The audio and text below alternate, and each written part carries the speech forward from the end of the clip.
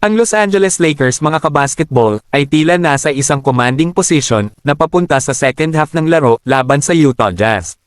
Sa kasamaang palad mga kabasketball, ang isang recent update na ibinigay ni Mike Trudell ay nagtaas ng mga concerns para sa Lakers.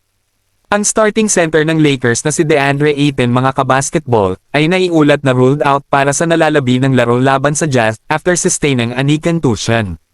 With Jackson Hayes on the floor mga kabasketball, upang simulan ang ikatlong quarter, ang Los Angeles mga kabasketball ay playing the remainder of the game na may isang short-handed big man rotation. Ang pagkawala ni Ayton mga kabasketball ay comes as a blow sa Lakers. Ang big man mga kabasketball ay invaluable sa rotation ng koponan na nagbibigay ng solid contributions sa both ends of the floor while simultaneously boosting the team's rebounding effort.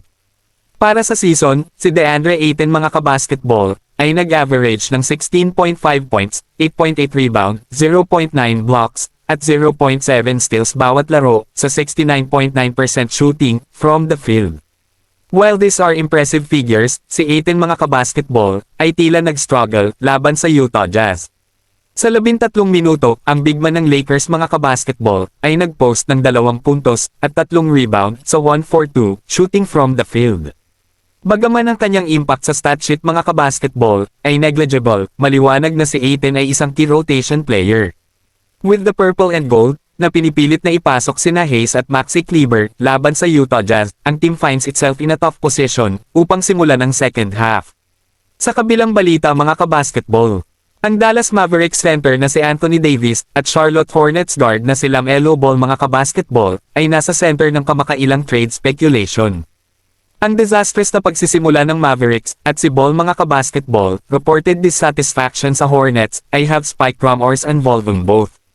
Already, ang mga mock trade mga kabasketball kasama sina Davis at Ball habang ang mga centerpieces ay swirlang. Ipinakilala ng Bleacher Report ang isang senaryo kung saan sina Davis at Ball ay swap places. Sa swap places, ipapadala ng Hornets ang electric point guard, Grant Williams, Liam McNeely at 2 first-round pick 2028 at 2030 para kay AD.